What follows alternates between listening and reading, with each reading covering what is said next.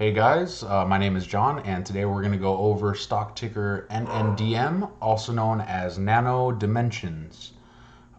These guys are a 3D printing circuit board company. They basically allow companies to create new prototypes very quickly and to basically roll out new products quickly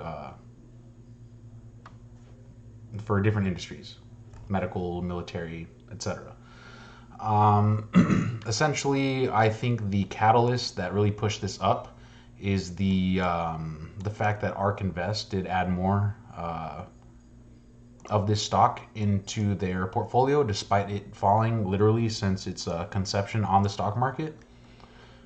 Pretty much opened at $81.40 and has since dropped to a crazy low of 51 cents, now sitting at $2.91 in after hours of trading.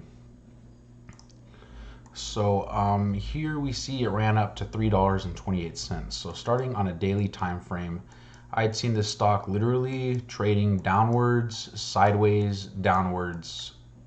I mean, pretty much for the past 5 years.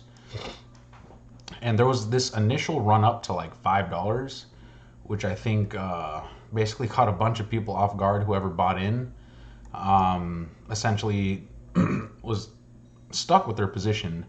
And as I've said, the longer a stock trails sideways and the longer it pulls back, the more aggressive the moves on the upside will be. And I'm predicting that this is exactly what's happening right now. And there's a good chance that this thing is going to pop past this $4.88 marker here in the. I mean, I can't predict the future perfectly, but I do see it coming pretty soon, maybe in the next week or two, if things are super, I guess, fruitful for us. But basically, where do I see price going? Like I said, on the higher time frames, this high right here sticks out like a sore thumb, and I think it's going to be hunting for some money sitting right above this high.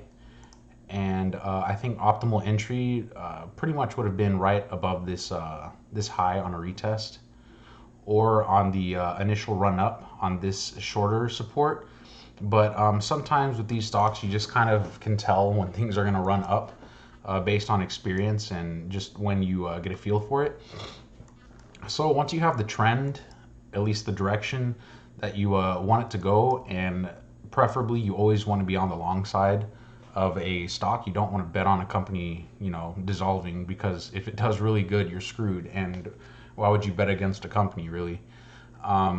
So here we saw that the company, or the stock price, I should say, not the company, the stock was running up despite whatever the company is doing. It ran up past this previous high right here. So imagine none of this exists yet. From this high, whoever, let's say you bought in up here, you were stuck pretty much the whole time red.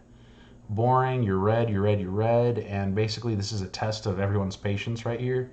If you're willing to hold on to your stocks, eventually it will come back, but it really matters on the timing that you get in.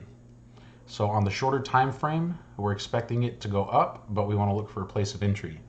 So once it broke this $2.20 area or level, or it swept past the high of $2.18 on this candle way back here in September. What is this? Oh, like 5 days ago. You saw a strong break followed by a pullback. And if we look at this red candlestick right here, this had a high of $2.23. This candlestick here had a low of $2.24. So it dipped into this area, and since then it has not come back. So basically the best entry point would be to let previous resistance break, and once it has turned into a support, so let time let time do its thing. Once the stock doesn't break structure, you can go in on a maybe a small basically relative position to your risk tolerance at these $2, basically at support levels. So anywhere in this range, you could have put a limit order and held on to it, and now you'd be sitting pretty green no matter what the stock does. Even if it drops back down here, you didn't chase price up here. So you're not buying it at the super premium that it was later on in the day. But if you're patient, which is basically what stocks are, is a test of your patience, is you just let it down. You make a plan, you pick a price, you put your limit order, and you let it trigger. And that's the best way to pan out your long-term dollar cost averaging into your position over time. So let this be a lesson not to chase price, because from, let's say, $3 from the high, let's say you got in at the close of this candle at $3.17. Right now at $2.87, you're down 30 cents a share. So if you're in up here, you're already down 10% technically. But essentially that would be a result of chasing the price. So if you're patient, you will do well. Let me tell you that. But pretty much that's what I see this stock doing, is running past, again, to summarize, I think it's going to run past this high of $4.90. These tops are just way too parallel. Like, there's so much sitting above these highs right here. Like, who knows? I wish I could put little stars here or something, but right up here, I think that's where the market's going to go. So let's see how long it takes for that to happen. But that's my take on it, and we'll see how the trade pans out over the long term. Even if it does go past this, I don't plan on selling, just because there's so much space. Essentially, the stock only has room to go up. Maybe it'll hit down. It's hit beyond its low of 51 cents. But then again, that's why you have modest positions, and you let the stocks do their thing in the long term. So buy a portion, average your dollar cost, average your way into whatever positions you want to get into, no matter the stock, and plan accordingly. And that's pretty much it for this episode. This is my third video on the channel, so I really appreciate if you got this far into it. I will be making more videos, as I said in the last video, pretty regularly.